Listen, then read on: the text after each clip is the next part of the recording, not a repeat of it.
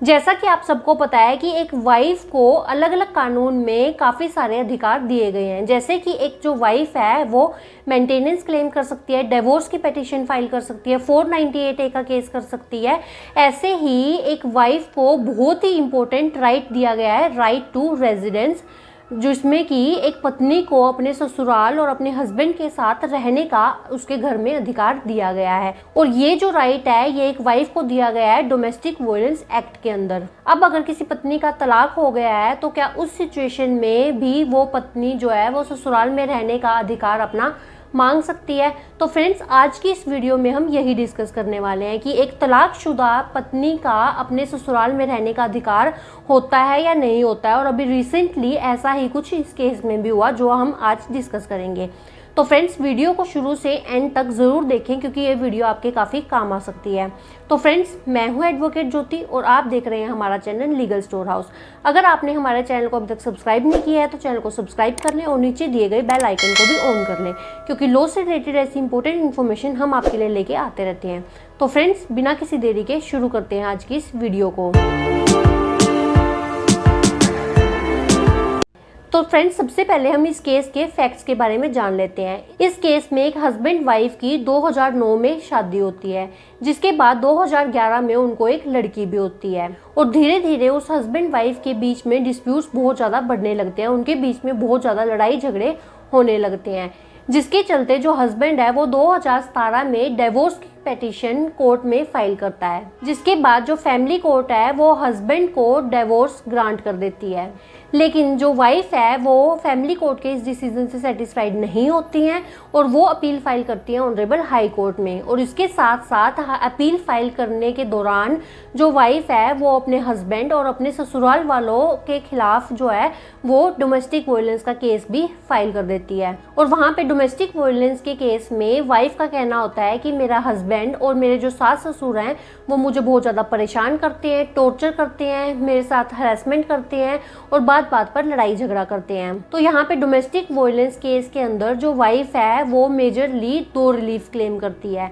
सबसे पहले तो वाइफ का ये कहना होता है कि कोर्ट जो है वो ऑर्डर दे हस्बैंड और उसके घर वालों को कि वो मुझे हरास ना करें, टॉर्चर ना करें और मेरे साथ क्रुएल्टी ना करें और डोमेस्टिक वायलेंस ना करें। और दूसरा जो रिलीफ वाइफ मांगती है वो है राइट टू रेजिडेंस, कि मुझे अपने ससुराल में रहने का अधिकार दिया जाए। अब यहाँ पे जो मजिस्ट्रेट कोर्ट है वो फर्स्ट पॉइंट पे तो एग्री करती है और वो हस्बैंड और उसके घर वालों को ऑर्डर देती है कि वो अपनी वाइफ को परेशान ना करें, टॉर्चर ना करें और उसके साथ घरेलू हिंसा ना करें। लेकिन मजिस्ट्रेट कोर्ट का ये कहना होता है कि क्योंकि वाइफ का ऑलरेडी डिवोर्स हो चुका है तो राइट टू रेजिडेंस उसको नहीं मिलना चाहिए।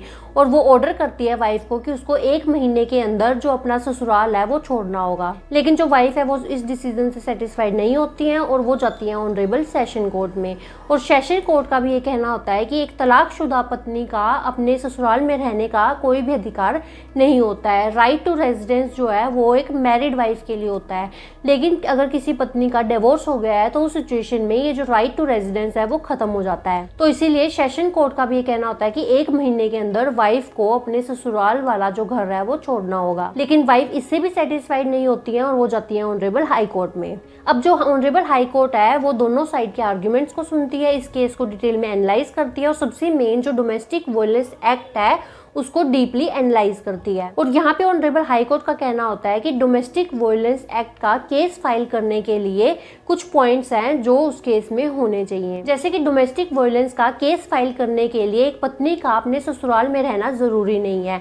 अगर किसी पत्नी को उसके ससुराल से निकाल दिया गया है तो वो ससुराल से निकलने के बाद भी राइट टू रेजिडेंस क्लेम कर सकती है और डोमेस्टिक वायलेंस एक्ट का केस फाइल कर सकती है। और दूसरा, डोमेस्टिक वायलेंस एक्ट के अंदर केस फाइल करने के लिए सबसे जरूरी है कि हस्बैंड वाइफ के बीच में एक डोमेस्टिक रिलेशनशिप होना चाहिए। अब इसके बाद अगर मान लो कि पत्नी अपने ससुराल में रही नहीं है, शादी के बाद वो बिल्कुल भी अपने ससुराल में नहीं रही है, लेकिन अब वो मैटर्स को सुलझाना चाहती है और अपने ससुराल में वापस आना चाहती है, तो उस सिचुएशन में भी वो डोमेस्टिक वायलेंस एक्ट का केस फाइल कर सकती है। अब अगर किसी वाइफ को ससुराल से निकालने की कोशिश की जाती है, उसको धमकी दी जाती है या फिर जबरदस्ती घर से निकाला जाता है, तब भी वो राइट टू रेजिडेंस अपना क्लेम कर सकती है। अब कई बार क्या होता है कि पति जो है वो किसी और शहर में रह रहा होता है, पत्नी जो है वो अपने ससुराल में रह रही होती है। तो अब क्योंकि पति उसके साथ नहीं रह रहा है तो कई बार ससुराल वाले उसको टॉर्चर करते हैं कि तेरा पति यहाँ पे नहीं रह रहा है तो तू भी यहाँ पे नहीं रह सकती, और उसको घर से निकलने की धमकी देते हैं।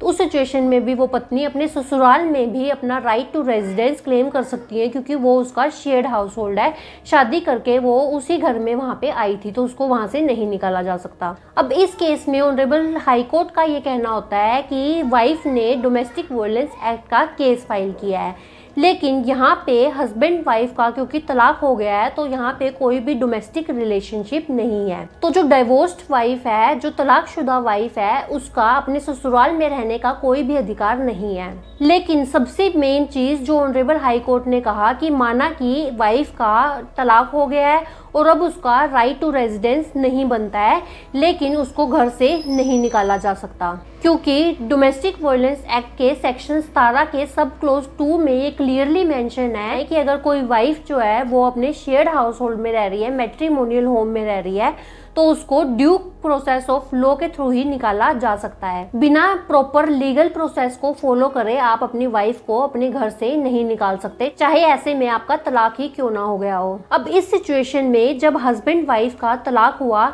तो तब भी जो वाइफ है वो अपने ससुराल में रह रही थी, और जब उसने डोमेस्टिक वायलेंस का केस फाइल किया तब भी वो अपने ससुराल में रह रही थी।